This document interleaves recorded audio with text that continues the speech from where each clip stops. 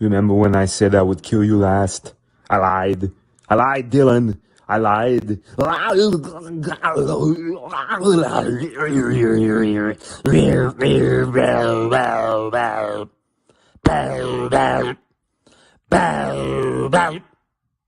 up!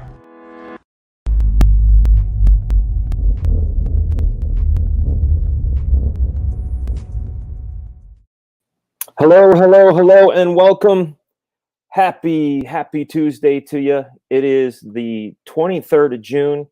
If you guys haven't yet, definitely go and find John Malin on Twitter or YouTube and wish him a happy birthday. I think he's turning 21 today. He's so young and so fresh and so clean. But it's his birthday today. And today, this is also, yesterday was the first time I had it on, but today is the first live stream on the show with the bedazzled bunny suit. As you can see, it's been bedazzled finally. These wonderful bedazzled shades were sent to me by the wonderful Shay Zombie over at Red Valkyrie. If you guys haven't subscribed to her channel, definitely search for Red Valkyrie and subscribe. She does awesome stuff. She made me some cool hand turkey versions of Sniper and Geisha. I got to get some wall screws and pop them in the back so I can hang it up back there and you guys can see it. We've got a great show today. We're gonna go till about 9:55, and then I gotta go head over to Raging Golden Eagle. But let's say hi to some folks in the chat, and then bring on our wonderful esteemed guest. VIP's in the house. Duran Bowman's in the house. 656 Comics. What up? King Crow. How are you, man? Good to see you. Limitless. How are you, Anthony? It's good to see you, man. Good to see you. Mr. Christopher John is in the house. And I wanted to tell you guys, see, this is him here saying rat-a-tat, boom, boom, boom. He's got a piece coming out in the 0.5 issue, and it's inked by none other than Donald DeLay, which is great to be having Donald on there. And Christopher John is be great. Rick Saylor is in the house. Cred Sox 05, Hyper Kaiju, good to see you. Mr. Green, my man. What up, yo? Anonymity T, Amit Reina, hello, Androtaz, Social Distance Warrior, good to see you. Game of Wars, Slipstick, Angry Liquid, good to see you, man. Lord J, Bama fan. Rotten Glory, Mike Jenkins, Creslit, Jack Ash, hello, Jack. Let's definitely talk Friday about the art stuff. I'll have a bit more bandwidth on that one. Crackhead Jeremy, what's up, my man? Lord Crackhead Jeremy, let me not forget the Lord. And Dr. Johnny Asshole. I love saying that name. Yeah, you were all savages last night. I got this brand new Japanese whiskey, and I had no idea that it would be so smooth and so effective. I started the stream off by saying I don't drink as much as I used to, and I kept pouring myself little one after little one. Next thing I know, I was out my damn mind. I woke up on the couch this morning. That should learn me. So I'm not going to be doing that.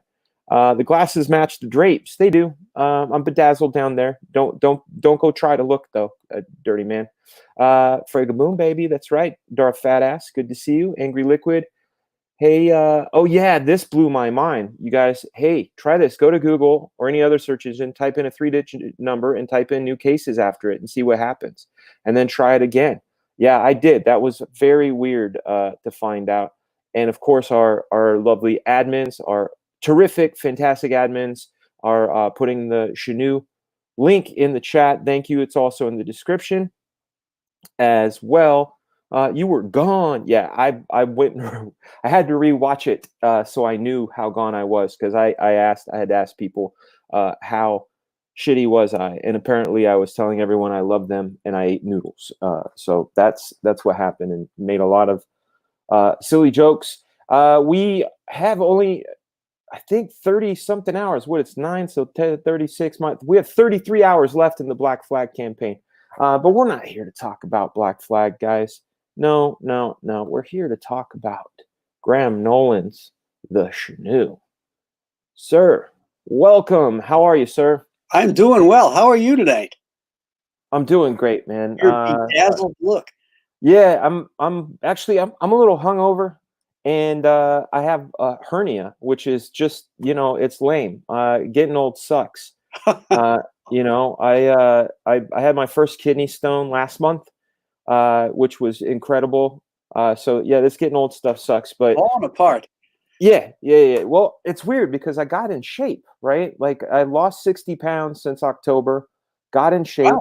I overestimated how in shape I was, and I decided to run with my 6-year-old son, and I basically blew a gasket on my front side, which is the hernia. Ouch. Yeah, no fun. But and then like I was saying, last night I did a stream with that Star Wars girl, Cecil, John Malin, and Heel versus Babyface, and I got this brand new Japanese whiskey, and it was so smooth that I drank a lot of them, and I guess and the stream went for I think 5 hours and 53 minutes. Very long stream, very long enough to get inebriated. I'm sorry, my daughter wants to interrupt us. Hold on. Hey, go for it.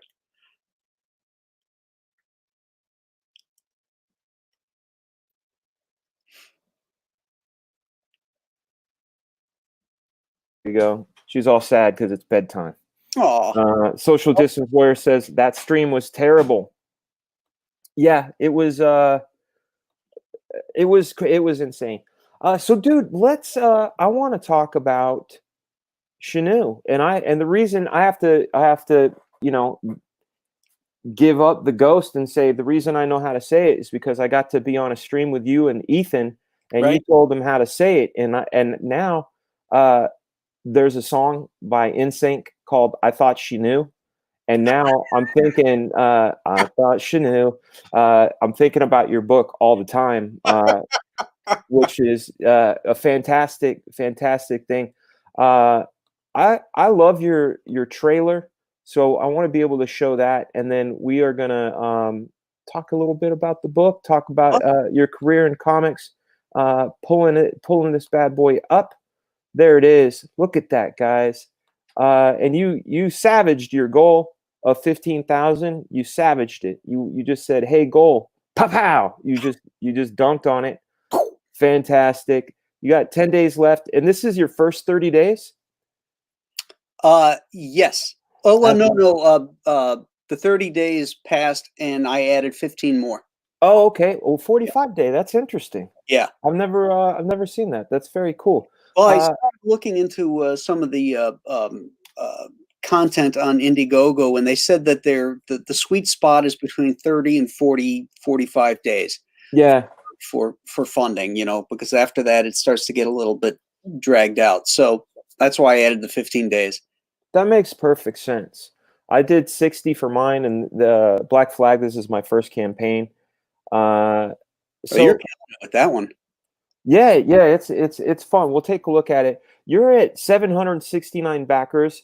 I think what we need to do, number one, is we want to see, we want to definitely get you past that 50,000. I mean, I don't know if we can do it tonight. We can do everything we can try, but in backers, I think some of the chat, if they've never seen this book, are about to see something really awesome.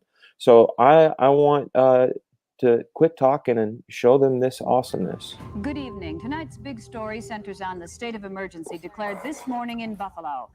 Between 4,000 and 5,000 cars said to be abandoned on city streets. Buffalo is still very much a city under siege. Space's wind whips the snow into 30-foot drifts. Iowa Falls Air Base, one of their...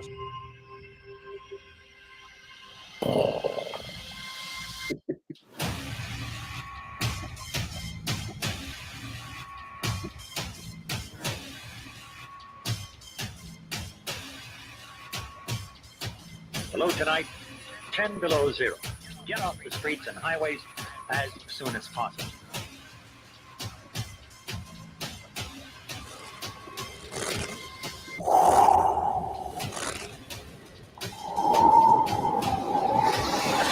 Awesome.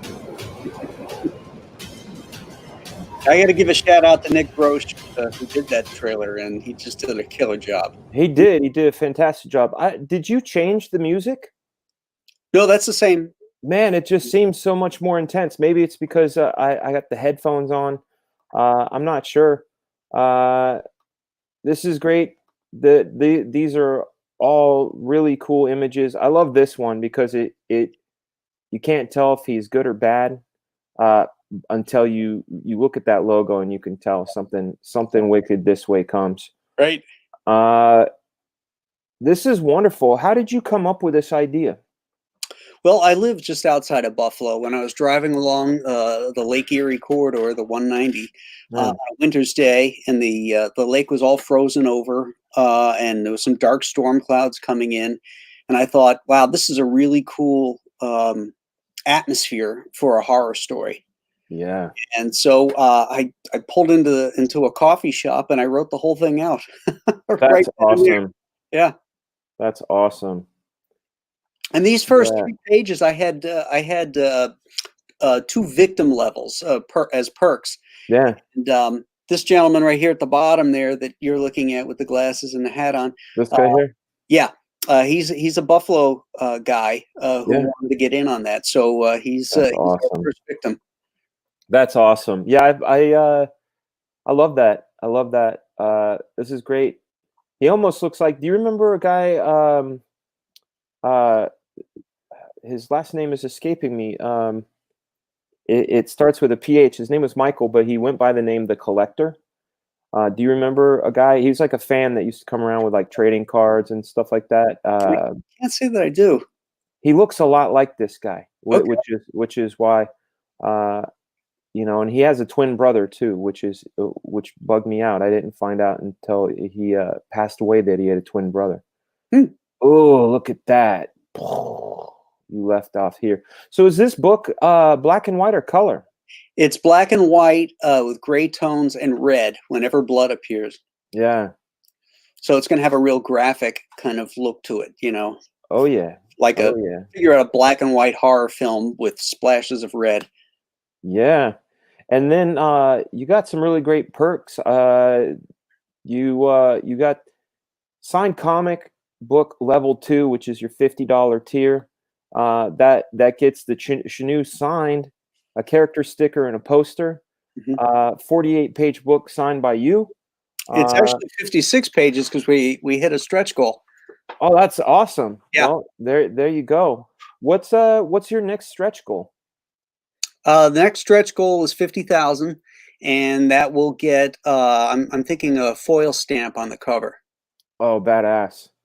What you got any ideas? Is it going to be like some foil blood? Yeah, I want to do. There's like these splatters on the main cover of the blood that's kind of flying off of him. I thought if we could like make a foil die cut things of those things that would really pop off the cover. I think it would look really cool, almost 3-dimensional looking. Man, you got like a real Alex Toth quality here on your character design. This is great. Did you base him off an actor? No, he's actually based off a real Buffalo cop friend of mine. Brad. Yeah, did you ever see Breaking Bad? Oh yeah. He looks like the brother-in-law. The brother-in-law, yeah. Frank, I think it's been a while since I watched that show. Yeah. Yeah, it's been really a while. Cool look. And you got this original art level plus some Bane art. You throwing Bane up in there. That's amazing. How do you feel they handled your character in the Christopher Nolan movies? You're not related to him, are you? No, my brother's name is Christopher Nolan, but that's so weird. Guy. That's so weird. How did you feel? Did you feel like they handled him well? No. Yeah, I didn't. At first when I heard his voice, I thought it was a joke. Because I thought when you're a little kid and you talk into a party cup, yeah, hey Batman, I thought it was somebody doing like a voice of a voiceover joke. Tell me about this piece. What's going on here? You remember Amazing Heroes? Of course, I remember Amazing Heroes. And they used to do a swimsuit issue. Yes, yeah. And I did, I don't know, about 4 or 5 years worth of swimsuit issues for them. And at the time, I was working on Power of the Atom, so yeah. That's the contribution for the swimsuit issue.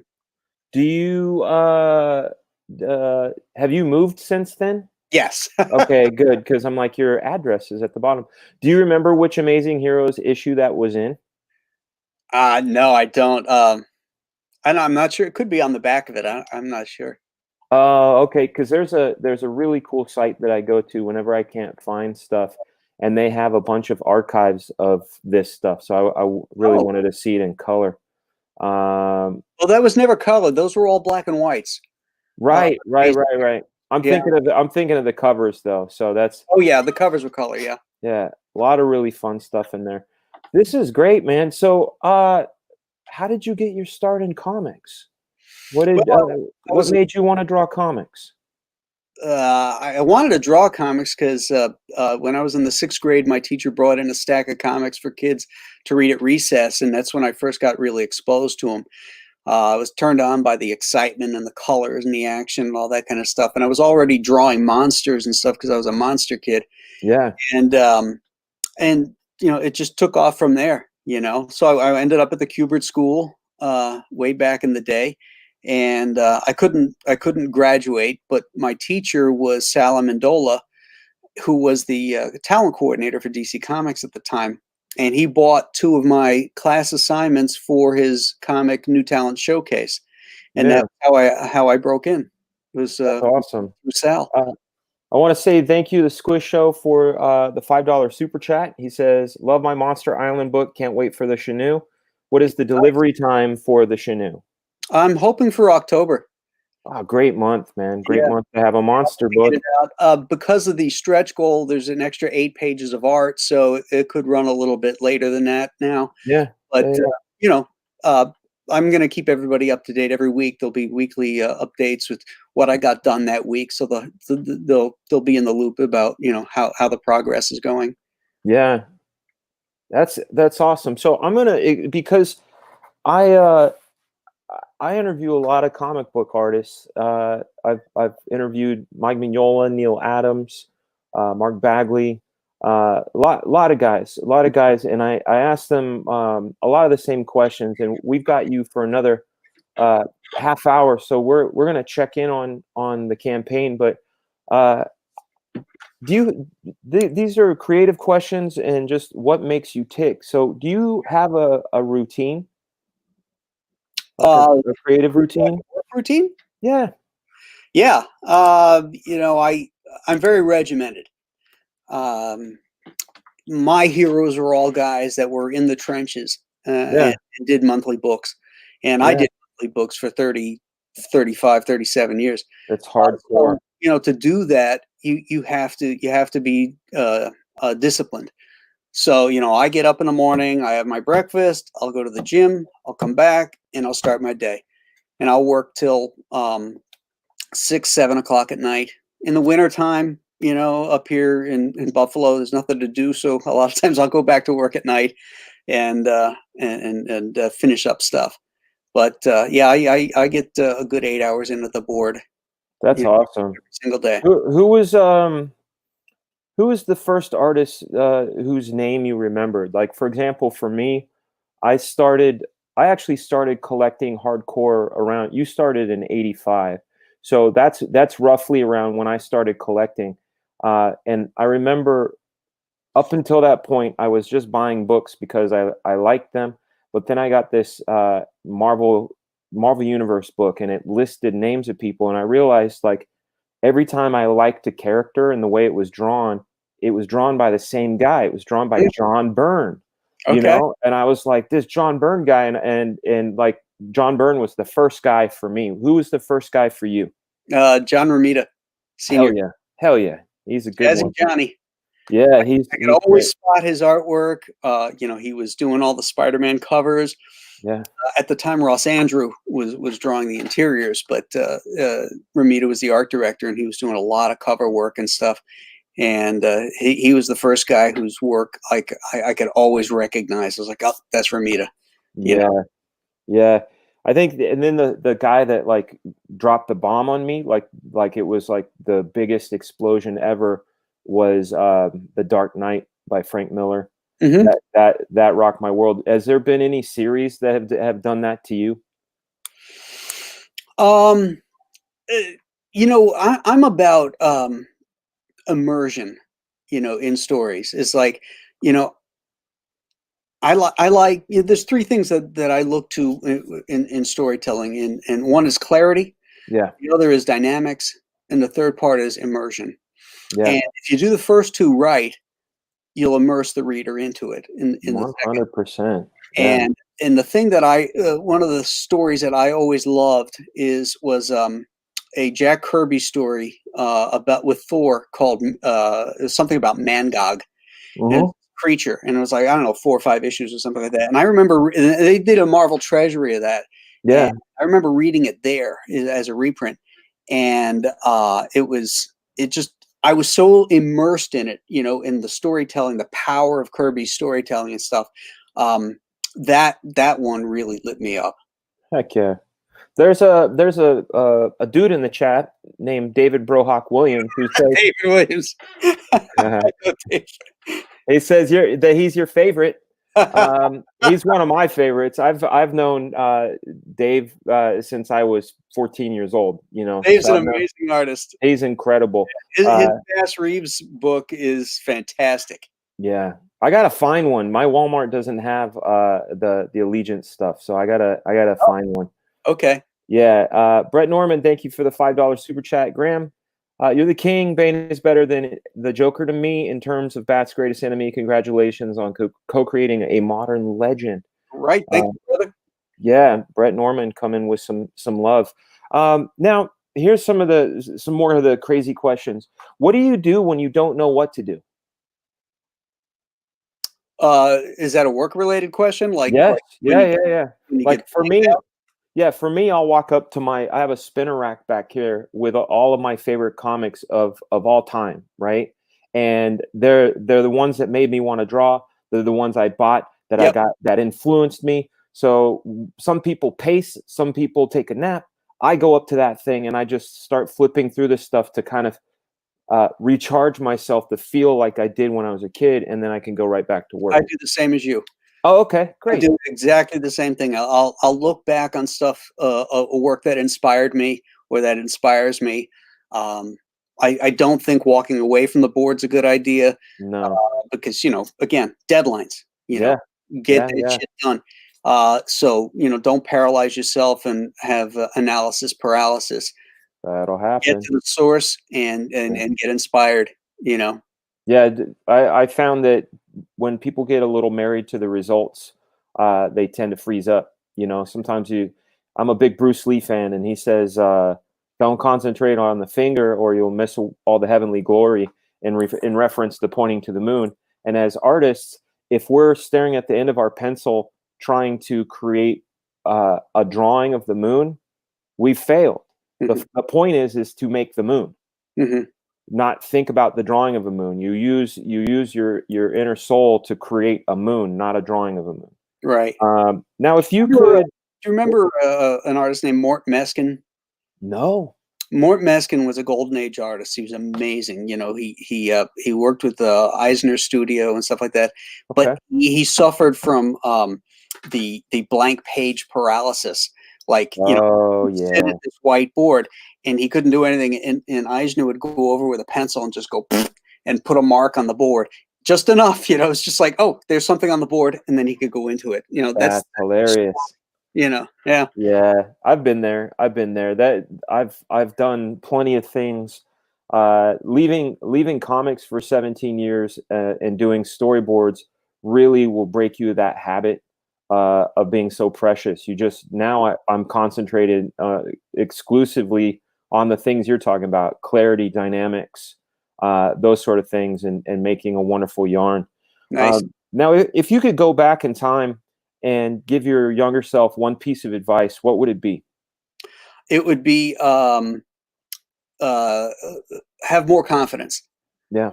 Don't beat yourself up. For years I compared myself to my idols. Yeah. And never felt I could stand up or was good enough. And that ends up translating into your work because your work looks trepidous. It looks unconfident.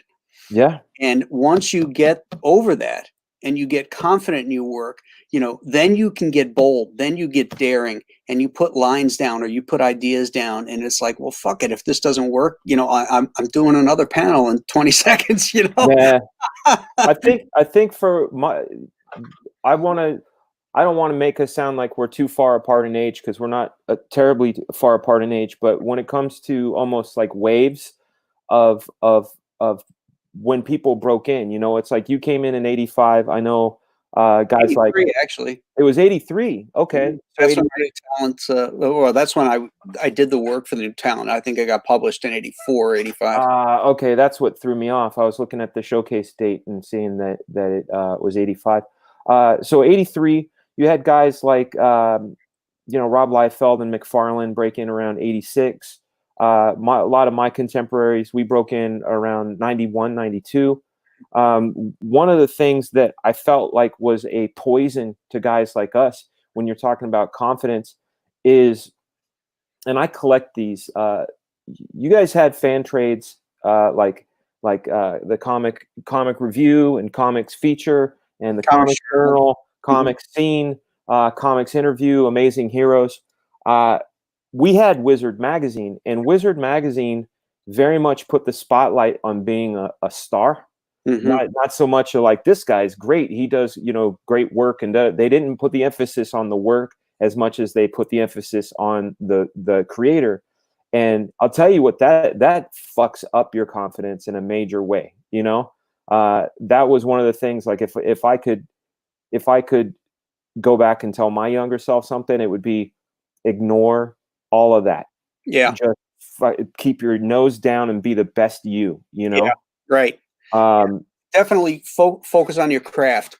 And Wizard brought in that whole rock and roll kind of vibe to things of stardom and shit, and Alex Toth never made it to Wizard magazine and never would have, I remember talking to Jim Aparo one time, around that same period, and about how, I was seeing some of these guys, whose work, in my opinion, was horrible. And they had these huge lines and everything. And I said to Jim, I wonder if I ought to change my style and do something like that. And he looked at me and says, no, don't do that. You just like you said, be the best you and concentrate on your art, and everything. It's a difficult thing, man. It's those guys you're talking about are the guys that's probably started the company that I started at, which was Image Comics. I worked in Rob Liefeld's studio for 10 years. And I know our reputation was we didn't draw the best.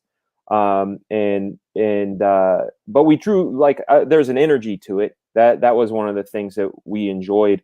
But yeah, there was so much emphasis back then on surface detail and flash and things. And it's only now, like I said, after I left comics and came back, that I fully understand the powers that exist inside of me. And the way I tell people is, if you want to enjoy doing your work, you have to tell the truth with your work. You can't style chase. You can't go, if you draw like you're going to draw like you. But if you're trying to draw like Joe Madureira or Jim Lee or whoever, it may actually be going against the grain of your natural instincts. And that ends up becoming, I know for me, there was a lot of self-loathing when it came to my own stuff. I'd look at a page and very much like you'd say, you would compare it to your heroes, and it would never hit that mark. And you'd feel defeated every time you did a job. I want to thank GMT Podcast for the $4.99. Graham, did you ever have any big creative differences with Chuck Dixon over character or story? Also, Detective Comics 664 still gives me chills. I have the splash page for 664 hanging up on the wall over here. That's awesome. No, I've never had any major creative differences with Chuck, because we're very simpatico in our storytelling directions and stuff like that. So yeah, I mean, when we've talked about stories itself, like, hey, what about this project? We've had differences, like, nah, I'm not into that. That's not my thing, or that sucks. That's a terrible idea. But no, nothing when we're actually working together in a corporate setting. You know? That's great. Now, if you could acquire? You've seen The Matrix before, yeah? Yeah, I seen the first one like. Well, yeah. Okay. Well, in it, Trinity says, "Oh, this is a whatever model helicopter. I've never flown one before." And she rings up the guy and says, "Hey, I need to learn how to fly this." And he sends her the ability instantly to fly that chopper. Okay. If you could have any skill instantly, and it could be fantastical, you could say, I've had people say to play every instrument, to understand every language. If you could have any skill instantly, what would you want it to be? Whew. That's a good question. I have no idea. I got nothing for that. If money wasn't a factor, how would you live your life? How would you spend your days? I'd be on a boat. Yeah. I'd be fishing. I'd be in the sun and the warmth. That's Awesome. exactly what I would do. Russian Bot 1918, thank you for the $5 super chat. You guys' super chats and memberships help this channel grow, and it allows me to keep paying for StreamYard and all these great doodads that make this work. Graham, you and Apara are the quintessential Batman artists for me. I back Black Flag and the CHENOO. Can't wait. Thanks, brother. Appreciate that. Thank you very much. Definitely appreciate that. Now, what initially sparked you? I know you said that an elementary school teacher gave you the comics, and there must have been something where you said, "Hey, this is, I don't just draw monsters, and I think this comic is cool." What was the insightful the incident that made you go, "Nah, I have to do this"? I can't really remember what the spark was. It's more like a sort of a feeling. One of the books that he gave me was a Justice League comic, so it had a bunch of the Justice League characters in it, and they were characters that I also knew from other media. I watched The Adventures of Superman with George Reeves as a kid, still one of my all-time favorite shows, and best Superman ever, in my opinion. Certainly the best Clark Kent. And then Spider-Man. I remember the Spider-Man cartoon show. Oh yeah. And so when I read the comic, I had this, this familiarity with it. And then, so I guess those were the anchors that got me into it. And then when I went to like the luncheonette that sold the comics and with the spinner rack, then I would see all these other comics that I had never really heard of, there was a theme though. When I look back on those early comics that I first bought, when they were even the superhero comics, it was at a time when Marvel was still trying to, where they had loosened the comics code at that point, and that's when they reissued all these horror comics, and so they would have superheroes teaming up. Like there was a Marvel Superheroes #1 that it was a Spider-Man comic, but he was fighting Morbius, the living vampire, and the John Jameson werewolf guy, Spider-Man too is, here's a horror thing, and then Werewolf by Night. I'm like, ooh, 2 werewolves fighting, so it's like, you love the monsters. Yeah, I always love monsters. As we can see with Shinu. Matthew Lemon says, Couchdoodles, did you bedazzle the bunny suit? I did. It was our 150K stretch goal. We bedazzled it on Friday, and Shay Zombie hooked up these really great bedazzled shades. HVAC Tool Tester has become a member. Thank you so much, man. Please use your new icons. Just blow up the icons. Let's take a look at Shinu again, and do a little bit of refreshing the page and see how you're doing. So we last saw 769 backers. Let's refresh. Now at 773. That's great. 4 new backers coming in at $45,807. Closing in 46. Heck yeah, for the awesome Shinu. Now, I've heard a bunch in my time. I've heard good ones in my time. Some of the best advice I ever got was from Jim Steranko. We hung out at San Diego Comic-Con in the Marriott lobby back in '95, and we just talked and talked and talked, and he showed me magic tricks and stuff like that. I love him. He's great. He's wonderful. And then there's another guy when I was a kid who told me that I'd be better off making pizzas, that I would never draw comics. Howard Bacon? No, Howard's a buddy. He didn't do that. He didn't do that. Howard too, but Yeah, that kind of stuff. yeah. Neil came close. He said some things. No, this was Eric Larson back in early '88. But what are some of the worst pieces of advice that you've heard in this profession of ours? Advice given to me? Yeah, or just you were there and you just went, holy shit, that's the worst advice I've ever heard. Yeah, I've been at conventions where and I won't say who they were, but yeah, you know, young people have come up to other artists with their portfolios, and they've just been devastated, you know, by what this person said. Now, there may be some truth to it, you know. I mean, you gotta have a bedside manner, though, right? Well, yeah, you really do, because you just don't know. You don't know what the inner workings are of somebody. You don't know what their drive is. And okay, maybe their skill set level is nowhere near where it has to be, but their drive to get there could be, you know. I was in school with guys at the Kubert School, so I thought they were going to wash out, that they sucked, you know, when I first saw stuff. And they're highly regarded pros in this business now because they had that drive and they had that desire to get better and to do better.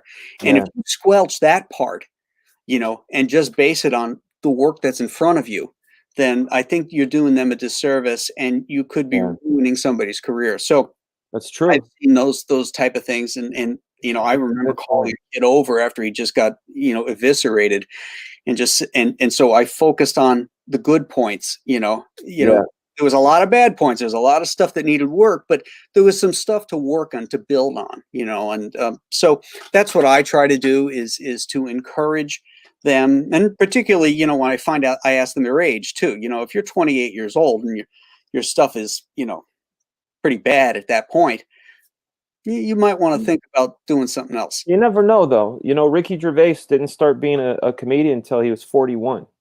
You know, so they're. I mean, comedy and drawing, I know there's a different skills, but I never count anybody out. You know, that's my thing is I'm fortunate that my personality is the type, when someone says, dude, you can't do that.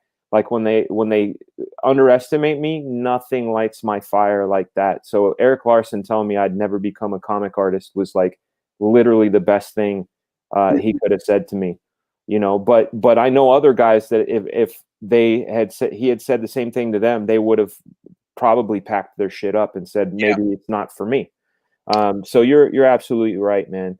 I've had some editors, you know, when I was early on in my career, you know, kind of tear me a new one, you know, but, you know, I took it in stride, and, you know, sometimes I know they're doing that to see if you'll come back.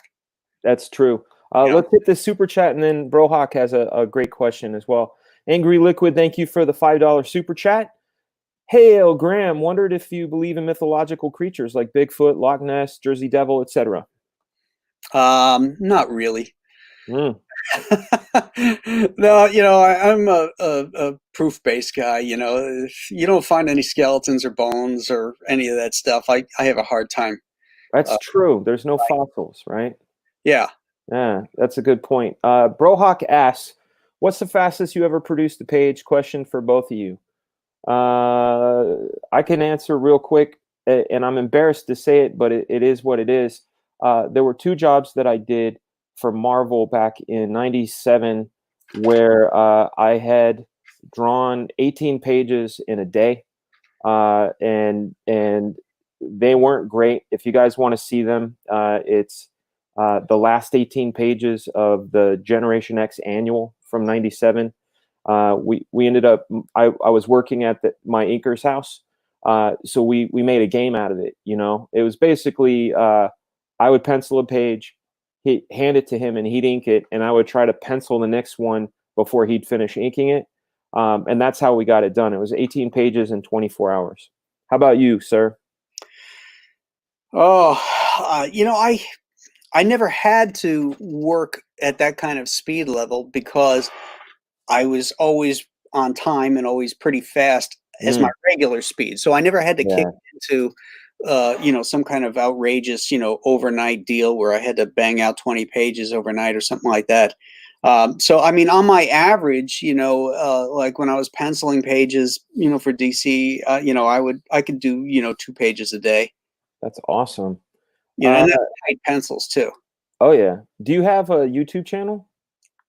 Yeah, sort of. I mean, I've got videos that are posted up there, but I don't have like a YouTube show or anything like that. They're mostly like Procreate videos of drawing processes. Excellent. This guy says, check my PO box. I was there yesterday, so maybe it came today. I got these shades from Shay, and I got this wonderful book. Where did I set it? This wonderful book on Japanese architecture from William C., which was very, very kind. I'm seeing some more questions in the chat. Let's see. I would guess the fastest was either one of the pages from Gen X Annual, only from his stories, though I love that book, or Avenger Blade. That one went very fast, too. Who was your favorite editor and why, and who was your least favorite? I can answer. My favorite editor was Mike Martz over at Marvel. Mike's a great guy. Yeah, really wonderful guy. Communicated the deadlines very well. Would call up and give you some love on your good pages, give you advice on your bad pages.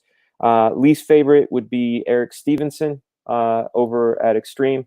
And I just think it was because he was overworked, but he had a cold way about him. Mm-hmm. Yeah, I've had a lot of good editors that I worked for. Mike Gold allowed me to. He didn't micromanage me. He allowed me to do what I wanted to do when I was doing Hawk World. He was great. Scott Peterson on Detective Comics was fantastic as well. I worked with Denny peripherally, and Archie Goodwin too peripherally. Yeah. And Archie, everybody loved Archie. Yeah. Least favorite, that one's easy. That was Dan Raspler. I've never worked with him, man. I did a Justice League Predator prestige book for him. And one of those stories, sort of like a Silver Age story, where you had the Predators were like the doppelgangers for the Justice League. So we had to have a Superman Predator, a Batman Predator, a Wonder Woman Predator. So I had to design a costume for each one as if the Predators designed them, but they had to be recognizable to the reader so that they would realize that's the Wonder Woman Predator. That's the Predator. And I even did shields for them, on their chest, their logo, that kind of stuff. Sent all the sketches in, sent them to Raspler. He says, okay, go ahead, start.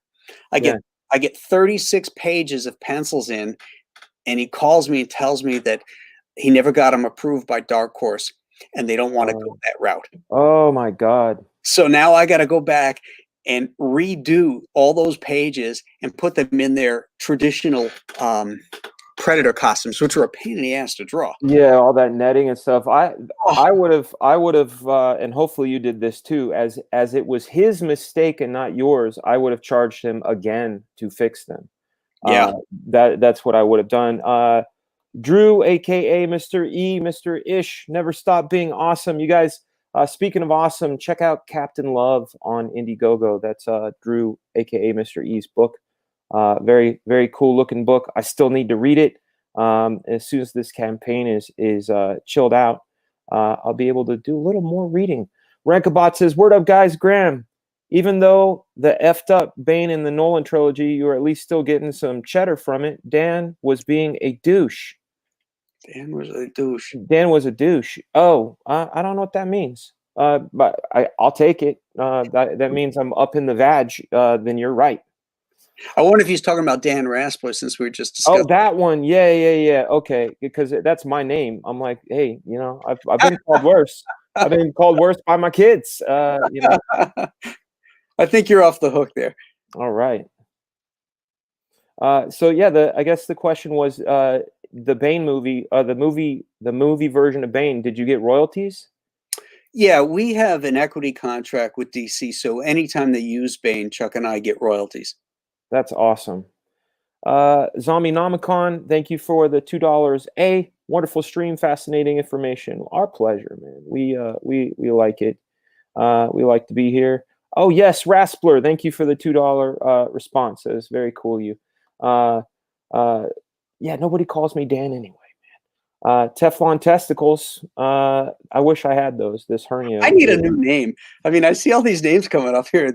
Everybody's got these great avatar names, you know. Yeah. I gotta Yeah. come up with something. You should. My Fragaboom was because of a Lobo sound effect. And someone was like, "That's your last name with Boom. That's your new name." And so That's awesome too. yeah, I made a song about it. And then the Couchdoodles thing came because I lost my Fragaboom name on Instagram. My wife had just had a baby, and I was doing most of my art on the couch, so I just made up like Couch Doodler, and then I made it Couchdoodles. Yeah, Dan isn't Dan. He's Frega or Fragaboom. KSS gets it. Now, what has been one of the most worthwhile investments you've made in your career? It could be money, it could be time, it could be an object. Is there something that you're like, man, I am so glad that I invested in this? This crowdfunding. Yeah. I think it's the new wave. I think there's a new paradigm in publishing, and I think this is it. I love the ability to have an intimate relationship with the readers and actually produce stories that I want to do that maybe publishers are less interested in, but I know there's a readership for them. Yeah. And that's where I'm going with my company, my Compass Comics, is that, I'm a compass takes you in a different direction. It's direct navigation. So, I want to do comics in a different direction, stories that wouldn't necessarily find a home with a traditional publisher, but are going to be really, really cool stories. I think that answers one of the chat's questions. They said, if you were ever an editor, would you prefer Marvel, DC, or something different? And it sounds like you would prefer Compass Comics. Oh, yeah, definitely. Yeah. I mean, I've played in that sandbox long enough, and unless you're going to make me the editor in chief and give me godlike powers at either of those companies, the answer is no. Yeah, I'm the same way, man. Like, people ask me if you could draw any character for the other two. I was always a Marvel zombie. I like DC, but I adore Marvel, at least what it was before all this bullshit in the last few years. But my answer is Spider-Man, and it's the same thing. You got to let me do my thing. Like I love Spider-Man so much, but you got to let me do my thing. We have another $5 super chat. Thank you so much, Angry Liquid. Graham, do you like how Bane was done in the Arkham game series from Rocksteady? Well, I'm not a gamer, so I really don't know, but I know I got a really killer royalty from that game. So, Yo, what's up? Mike TV says he just got here. Ahoy, Dan, Graham in the chat. Ahoy, back to you. Hyper Kaiju, thank you so much for the $5 super chat. Hey, Graham, can't wait for the book. Wondering what kind of beer have you been drinking lately? Oh, I just had a really nice 42 North IPA today. That's a local brewery. Nice, man. We have one here in Georgia called Sweetwater, and they've got a bunch of IPAs that taste like cannabis. So they've got funky stuff like the Kush strain and like Mango Kush, and like I love that. I love it. But I gotta slow down on the drinking, man. But I love IPAs too. That's great. Dan is channeling his inner avatar or aviators. I am channeling my inner Elton John with these aviators. Yeah, that's right. Thank you, Shay Zombie, for the cool shades. She wanted the look to look complete. I've got a pair of my regular aviators, but gotta make the whole thing work. This right here, guys. I don't know if you know the story, Graham. I don't particularly think I need to dress like a bunny. You know what I mean? Like that's not my thing. But it's become my thing. Sweetwater also is a music gear store. Amen, brother. That's where I got my keyboard from. But we had a stretch goal, and it was a crazy stretch goal, one that I didn't think we'd hit. It was the day of my launch. It was a half hour before my launch. I was on a show with Adam AF and Rotten Glory and Drew Ish, and they asked me, how do you feel? Are you scared? You nervous? I said, I think I feel a lot like Ralphie on Christmas Story, like hoping and praying that there's a Red Ryder BB gun under the tree somewhere, And they said, oh man, you need to have a pink bunny stretch goal, pink bunny suit stretch goal. And I was like, oh, like the suit. And I looked up online and there's this bunny suit. And I said, yeah, you have to understand something. I was hoping and praying that in 60 days we would do $50,000. That was what I was hoping and praying for. It's what I needed to make the thing happen. Right. Well, we hit the 100,000, and I had to get this bunny suit, and I was only going to wear it for a stream. And then you've met John Malin and I think Cecil. Yep. I was on a stream with them, and they basically said I can't just wear it for a stream. I have to wear it in every stream until I hit another stretch goal. And so there's the caveat, which is if I hit 200,000, even if I go to in demand or until I fulfill, which is going to be in late October, I have to wear the bunny suit. And at 200, some lucky winner gets the bunny suit. Okay. And this bedazzling here was our 150,000 stretch goal. I said I would bedazzle the ears and the hood as a stretch goal. But now people have, and when I say people, I mean a lot of people. There's Shay the Red. She's the wonderful lady that hooked these glasses up, you guys. Nice. Again, if you haven't seen the Red Valkyrie show, definitely sign up for her channel. It's a wonderful channel. They talk about craft comic, have guests. Sundays they have writer circles, really wonderful stuff. Yeah, this is, at the end of the day, this is called integrity. I know it's hard to really see through that, Graham, but this is integrity. But a lot of people, when I say a lot of people, I mean like the majority of people say I can't get rid of it, that the bunny and I are one now, that there's iconography involved. There's a cartoon called Hail Salad by Camel Moon where my character is represented as a guy in a bunny suit. So now I'm kind of stuck, which is okay. Happy accidents. If I make a action figure now it's not just, a bald guy with glasses. Cause then, they go, is it you? Is it Walter White? Is it me? What is this action figure? Now there's a point of difference. Let's take a look at the CHENOO one more time. You guys, we were at 773 backers. Let's do a refreshment. Let's hope we gain some backers. We're still there, guys. We're still at 773. Let's get it to 775 before we close out. I've got another 5 minutes, and then I'm heading over. Graham, have you heard of Raging Golden Eagle? I have. Yeah. Really, really cool channel, cool book. I'm going to be heading over there and talking about Black Flag. We've only got 32 more hours left on our 60-day campaign, so tomorrow it's over, which is kind of crazy. Jack Stafford says, when Dan went to the kitchen for a cup of noodles dressed that way, I just imagined some neighbor driving by and wondering what the hell is going on. Yeah, Graham, last night I was on like I said, a 5-hour and 53-minute stream. I started off the show completely sober, but 5 hours in, I was shit-faced. I carried my laptop upstairs. I had a cup of noodle. I was just being stupid.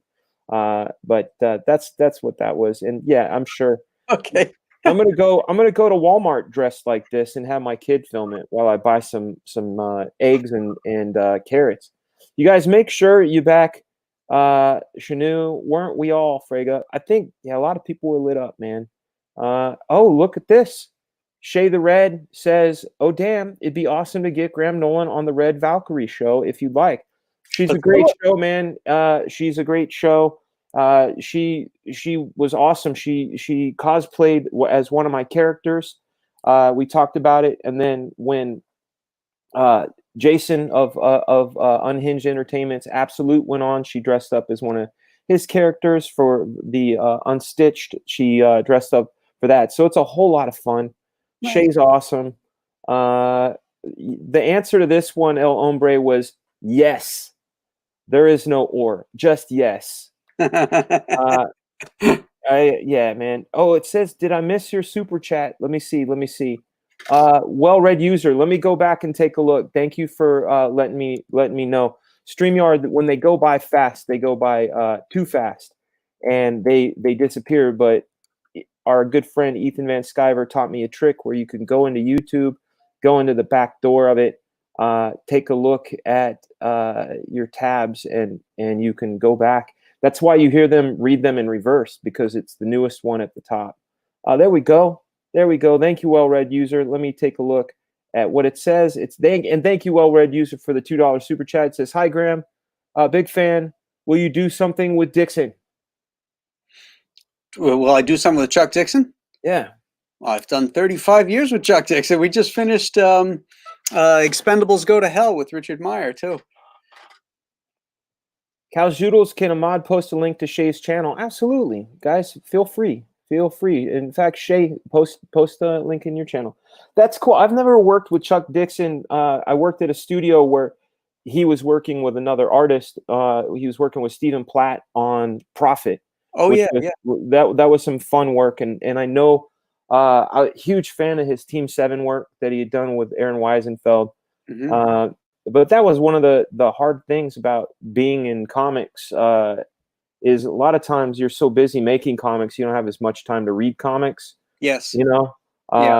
So it's an interesting thing. So I'm going to take a look at the campaign one last time before we go. And then what I do right before we go, Graham, is I give you 1 minute to have the floor all to yourself. There we are, 775 backers, just like magic.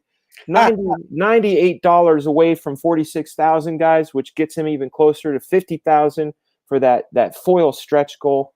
That is great. Thank you, guys. You guys are everybody. Amazing, amazing chat. Hail Comicsgate. You guys kicked so much butt. Yeah. Yeah, I know, Jude. Great group of people. Yep, wonderful group of people. All right, so what I do is I do this sort of you get to pick how I kick you out. I do a Bruce Lee punch, a Bruce Lee kick. I do some hip hop, BIG. I do a military kick. That's how I kick you out. But before I do that, okay, I give you. There's another super chat. Thank you, Chris Stanley, for the $5. Great stream. Thanks, Frega and Graham. Thank you, man. Hey, thank you. And I give you 2 minutes to say anything you want. It could be words of encouragement. It can be back my book. It could be save the whales, save the whales, save the whales. That's what I thought she was saying in that song.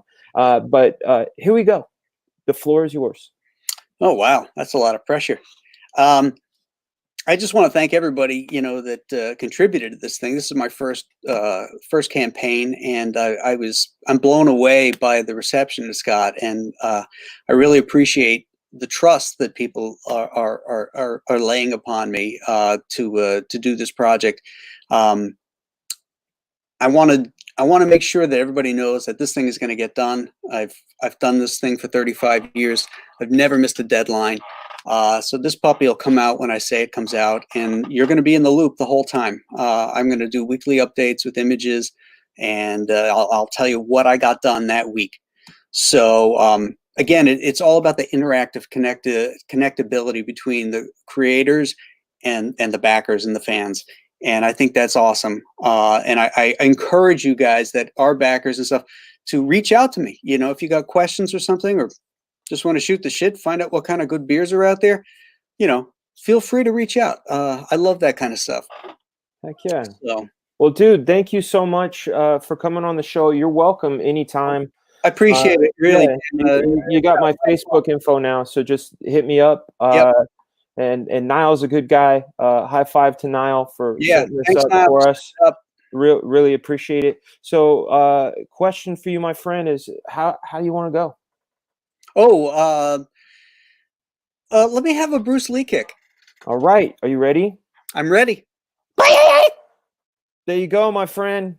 Thank you so much for joining the stream. What an awesome, great talking to a legend, getting wonderful, wonderful advice and stories from the one and only Graham Nolan, creator of Bane, creator of CHENOO.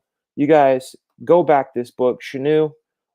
Link is in the description, as well as the link to the Black Flag campaign, which is in its last 32 hours. You guys, that link is in the description. We got a brand new PO box too. That's also in the description. So if you want to send any, you know, anything crazy, go ahead. Feel free to do it. It's a lot of fun. What's up, Ascension? 2 legends, 1 stream. Sounds like a really cool movie. Smang that like, guys. And definitely go over to Raging Golden Eagle right now. I'm going to be there probably in a couple minutes. I'm going to go drink some water and come back. But you guys remember, this is the mission of my show is to inspire creativity through example of myself and my guests, and always be and do your best. We will see you tomorrow. I'm going to do 2 streams tomorrow, one early, one late. I don't know if it's going to be on my channel, the late one, or if it's going to be with EVS. It'll be great. But you guys, leave comments too. Leave comments. I answer all of them. I do my best to. I like them all. I know that, unless you say I smell like a stinky doo-doo, and then I love it. All right, you guys, be good. See you over on Raging Golden Eagle. Be well.